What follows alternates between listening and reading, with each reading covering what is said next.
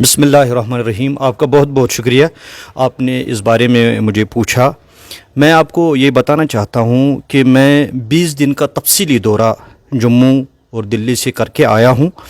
जम्मू में मैंने चिनाब वैली का दौरा भी किया, जिसमें वकला, दानिश्वर हजरात, सहाफ़ी, सिविल सोसाइटी, डोगरा, सिख व महाजर पंडित व तलबा तंजीमों के साथ मीटिंग की। और मैं इस मीरवाइज़ उमर फ़ारूक साहब के इस बयान का खैर मकदम करता हूँ, मोस्ट वेलकम करता हूँ। मैं चाहता हूँ कि हमारे पंडित बरादरी के लोग यहाँ आएँ, वो हमारे भाई हैं, उनके बगैर ये गुलिस्तान अधूरा है।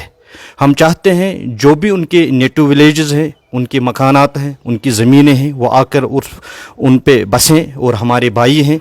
क्योंकि किसी एक शायर ने क्या खूब कहा है, कद्र गुल बुलबुल बदानद, कद्र गुल बुलबुल बुदानद, कद्र अंबर अंबरी, कद्र आज़र कद्र ज़र ज़रगर बदानद, कद्र जौहर जौहरी।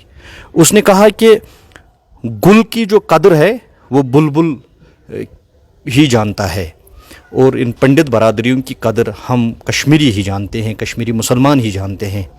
हम चाहते हैं वो आएँ, हमारे साथ यहाँ ज़िंदगी गुजारे, हमारे पड़ोस में रहकर ज़िंदगी गुजारे, नेटिव विलेज में ज़िंदगी गुजारे। हम उनका मोस्ट वेलकम करते हैं और कहते हैं कि हम उनके बगैर अधूरे हैं और वो हमारे बगैर अधूरे हैं।